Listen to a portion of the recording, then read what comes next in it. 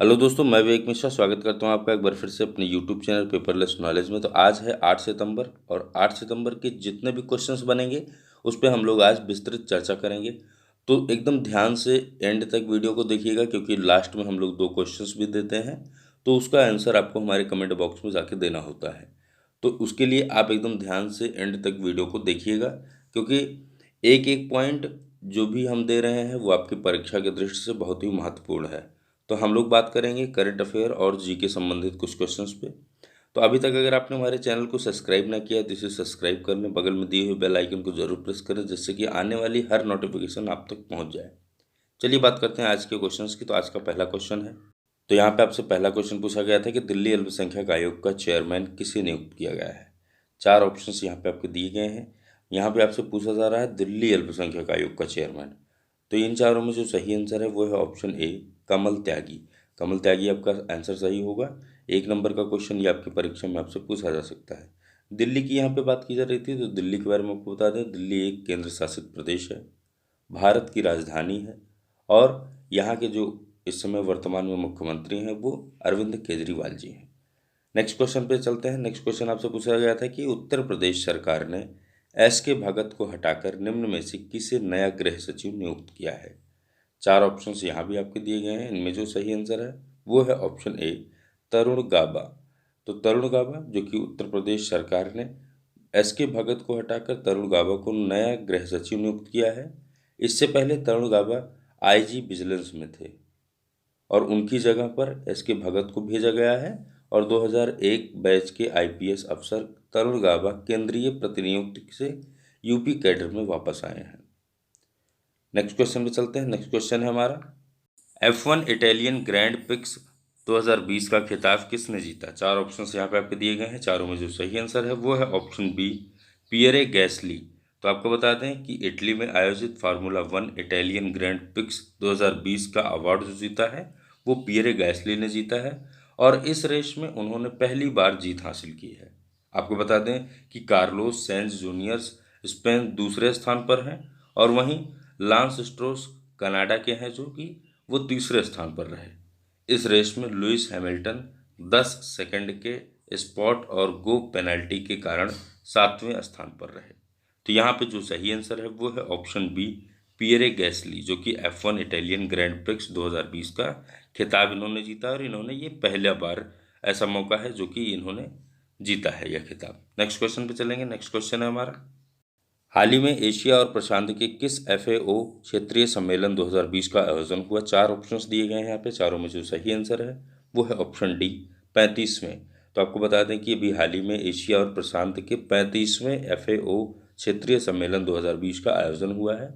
आपको बताएं, यहाँ पे एक चीज़ नोट कर लीजिए कि यह आयोजन कोविड-19 के चलते वर्चुअली आयोजित किया गया, और इसमें सम्मेलन मेजबान भूटान की अध्यक्षता में यह आयोजित हुआ। मतलब कि यह जो सम्मेलन हुआ था ये, इसकी मेज़बानी इस बार कौन किया था, ये भूटान किया था। और इसमें जो है आपको बताएं कि भारत का जो प्रतिनिधित्व किया था वो केंद्रीय कृषि और किसान कल्याण राज्य मंत्री परसोत्तम रूपाला ने किया था। इस सम्मेलन का मुख्य उद्देश्य क्या था या उद्देश्य का मुद्दा क्या था, तो इसका मुद्दा ये था कि कोविड-19 कृषि परिस्थिति, प्राकृतिक संसाधन और प्रबंध, और खाद्य सुरक्षा और पोषण इसका जो है मुख्य मुद्दा था। आपको बता दें कि यहाँ पे एक चीज़ नोट कर लीजिए कि भविष्य में 36वें क्षेत्रीय सम्मेलन की मेज़बानी बांग्लादेश करेगा। मतलब कि जो नेक्स्ट नंबर है वो बांग्लादेश का है, और क्योंकि यह जो है हर 2 साल बाद जो है इसका आयोजन किया जाता है, और 1973 में संगठन में बांग्लादेश शामिल हुआ था। इस क्षेत्रीय सम्मेलन का आयोजन हर 2 साल पर होता है, ऐसा हमने आपको बताया ही। और पहली बार 1953 में यह जो है भारत के बेंगलोर शहर में इसका आयोजन हुआ था। कब हुआ था, 1953 में हुआ था। एफएओ का मुख्यालय कहाँ है, इसका मुख्यालय इटली के रोम में है, और इसके प्रमुख जो हैं वो क्यू डोंग्यू है। इसकी स्थापना 16 अक्टूबर 1945 में हुई थी। नेक्स्ट क्वेश्चन पे चलेंगे। नेक्स्ट क्वेश्चन है, केनिची आयुकावा को किसके नए अध्यक्ष के रूप में नियुक्त किया गया है। यहाँ पे 4 ऑप्शंस दिए गए हैं। चारों में जो सही आंसर है वो है ऑप्शन डी, SIAM। तो आपको बता दें कि मारुति सुजुकी के MD और CEO केनिची आयुकावा को 2 साल की अवधि के लिए SIAM मतलब कि society of Indian automobile manufacturers का अध्यक्ष चुना गया है। वहीं आप एक चीज़ और नोट कर लीजिए कि अशोक लीलैंड के एमडी और सीईओ को बिपिन सोधी को, जो कि इसका उपाध्यक्ष नियुक्त किया गया है, वो अशोक लीलैंड के एमडी और सीईओ हैं।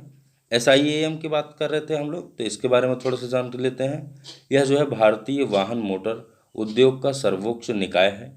इसकी स्थापना जुलाई 2012 में हुई थी। मुख्यालय इसका नई दिल्ली में है। यहाँ पे जो सही आंसर होगा आपका वो है ऑप्शन डी, एसआईएएम, जो कि केनिची आयुकावा को इसका अध्यक्ष नियुक्त किया गया है। नेक्स्ट क्वेश्चन पे चलेंगे। नेक्स्ट क्वेश्चन है हमारा, एफएडीए ने अपना नया अध्यक्ष किसे नियुक्त किया? तो यहाँ पे एफएडीए की बात की जा रही है, तो इसका पहले पूरा नाम आपको हम बता दें। इसका पूरा नाम federation of automobile dealers association, तो इसको हम एफएडीए से प्रदर्शित करते हैं। 4 ऑप्शंस यहाँ पे आपके दिए गए हैं। इनमें जो सही आंसर है वो है आपका ऑप्शन सी, वेंकेश गुलाट। तो वेंकेश गुलाट को गुलाटी कर लीजिएगा। वेंकेश गुलाटी को जो है एफएडीए ने अपना नया अध्यक्ष अभी हाल ही में नियुक्त किया है। आपको बता दें कि वर्ष 2020 से वर्ष 2022 के लिए अपना 35वां अध्यक्ष नियुक्त करने की इनको घोषणा की है। ये कौन सा अध्यक्ष होंगे? ये 35वें अध्यक्ष होंगे, जो कि वर्ष 2020 से 2022 के लिए होंगे। ठीक है। आपको बता दें कि ये इस समय वर्तमान में एफएडीए के वर्तमान अध्यक्ष आशीष हंसराज काले का स्थान लेंगे। मतलब कि इस समय जो है वो आशीष हंसराज काले थे, जिनके स्थान पर इनको एफएडीए का अध्यक्ष बनाया जा रहा है। वहीं आप थोड़ा सा नोट कर लीजिए कि गुलाटी इलाहाबाद और फरीदाबाद के सक्रिय यूनाइटेड ऑटोमोबाइल के निदेशक हैं ये जो है, और यूनाइटेड ऑटोमोबाइल्स के 1885 से ऑटो डीलरशिप के कारोबार में ये शामिल है। हम लोग इसके बारे में थोड़ा सा अगर जानकारी चाहें तो जैसे कि अभी हम पूछ रहे थे आपसे कि ऑटोमोबाइल डीलर्स एसोसिएशन की बात कर रहे थे, तो इसकी स्थापना कब हुई थी? तो इसकी स्थापना 1964 में हुई थी। नोट कर लीजिएगा, 1964 में इसकी स्थापना हुई थी। और इसका मुख्यालय कहाँ है? इसका मुख्यालय नई दिल्ली में है। नेक्स्ट क्वेश्चन पे चलेंगे। नेक्स्ट क्वेश्चन है हमारा, जम्मू और कश्मीर प्रशासनिक सेवा अधिकारियों के लिए किसके द्वारा लॉन्च किया गया है स्पैरो सिस्टम? 4 ऑप्शंस यहाँ पे आपको दिए गए हैं। चारों में जो सही आंसर है वो है ऑप्शन ए, मनोज सिन्हा।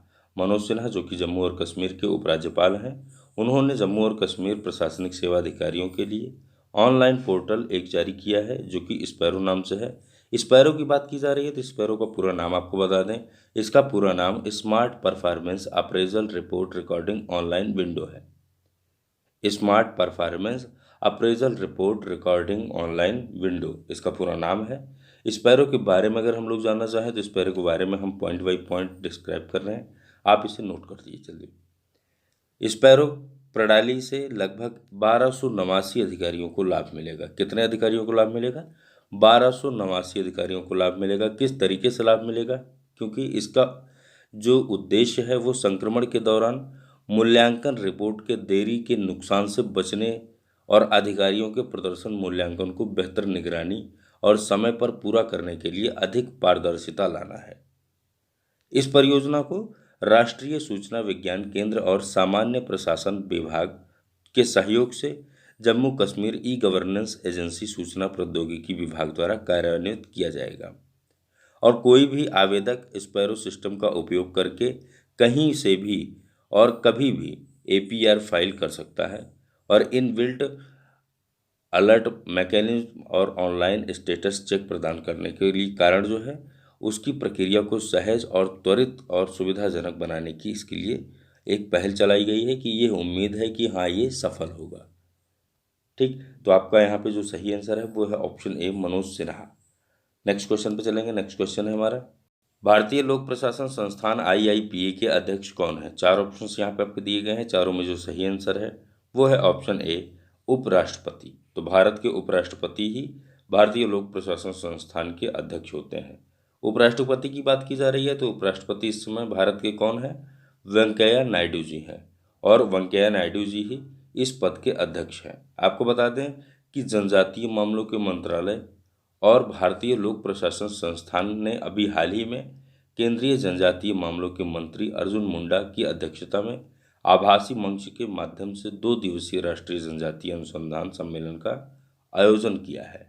और जनजातीय मामलों की बात हम इसलिए कह रहे हैं क्योंकि भारतीय लोक प्रशासन संस्थान और केंद्रीय कार्मिक मंत्रालय के तहत यह एक शोध और प्रशिक्षण संगठन है, जिसके अंतर्गत जो है ये दोनों संस्थान जैसे कि भारतीय लोक प्रशासन संस्थान और केंद्रीय जनजातीय मामलों के मंत्री द्वारा जो है ये बनाया गया है। ठीक है, तो यहाँ पे जो आपका सही आंसर है वो है ऑप्शन ए, उपराष्ट्रपति। उपराष्ट्रपति इसमें वेंकैया नायडू जी हैं। नेक्स्ट क्वेश्चन पे चलेंगे। नेक्स्ट क्वेश्चन है हमारा, भारत ने किस देश से विटामिन सी के आयात पर एंटी डंपिंग जांच शुरू की है?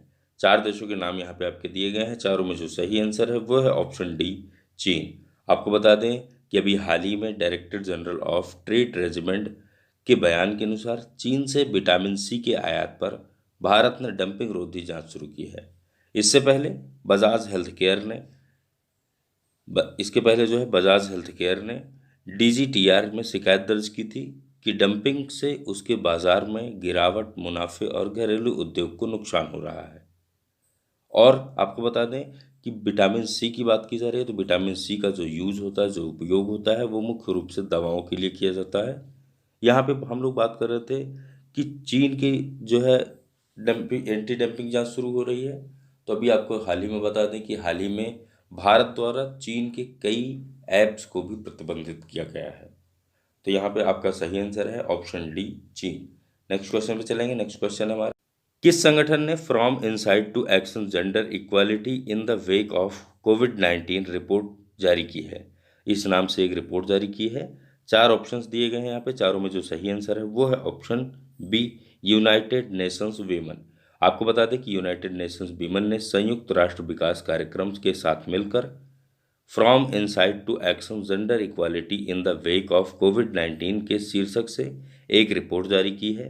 और इस रिपोर्ट में उसने यह कहा है कि कोविड-19 महामारी महिलाओं को अत्यधिक प्रभावित करेगी और वर्ष 2021 तक 47 मिलियन अधिक महिलाओं और लड़कियों को अत्यधिक गरीबी में धकेल देगी। कितना?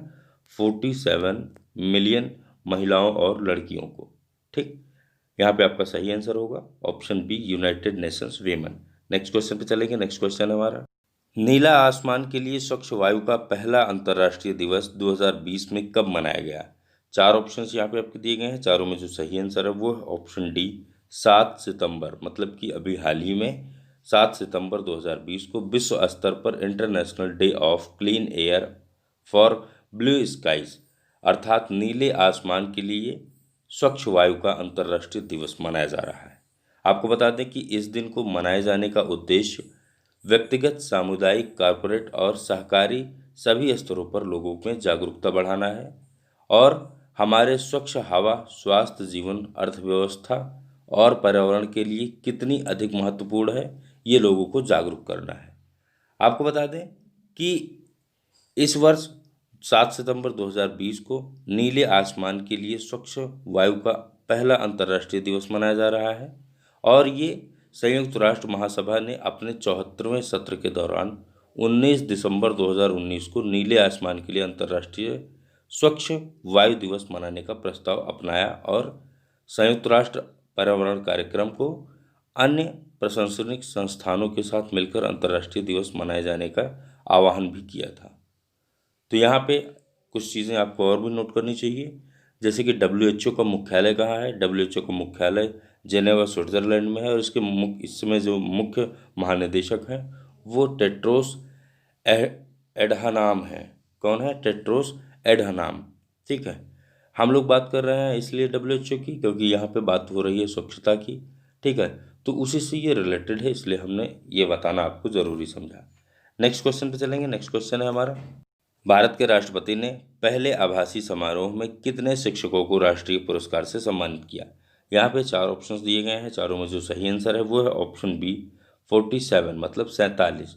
तो 47 शिक्षकों को भारत के राष्ट्रपति रामनाथ कोविंद द्वारा शिक्षक दिवस के अवसर पर जो है राष्ट्रीय पुरस्कार से सम्मानित किया गया, जो कि सर्वपल्ली राधाकृष्णन की जयंती पर मनाया जाता है। डॉक्टर सर्वपल्ली राधाकृष्णन की जयंती को हम शिक्षक दिवस के रूप में मनाते हैं और शिक्षा को बढ़ावा देने के लिए देश भर के 47 शिक्षकों को उनके निस्वार्थ योगदान के लिए प्रतिष्ठित पुरस्कार से सम्मानित किया गया। लगभग 40% विजेता महिलाएं थी और यह पहली बार है जब इसका आयोजन वर्चुअली आयोजित किया गया है। तो यहाँ पे जो आपका सही आंसर है वो है ऑप्शन बी 47। नेक्स्ट क्वेश्चन पे चलेंगे। नेक्स्ट क्वेश्चन है हमारा, तो यहाँ पे आपका पहला क्वेश्चन जो पूछा जा रहा है आज का वो है, वोडाफोन और आइडिया कंपनी ने मिलकर अपना नया ब्रांड लोगो किस नाम से रखा। चार ऑप्शंस यहाँ पे आपको दिए गए हैं, एक आंसर इसमें आपका सही होगा जो कि आपको हमारे कमेंट बॉक्स में जाना है और कमेंट करना है। दूसरा क्वेश्चन आपसे पूछा जा रहा है कि ग्लोबल इनोवेशन इंडेक्स में भारत किस स्थान पर है।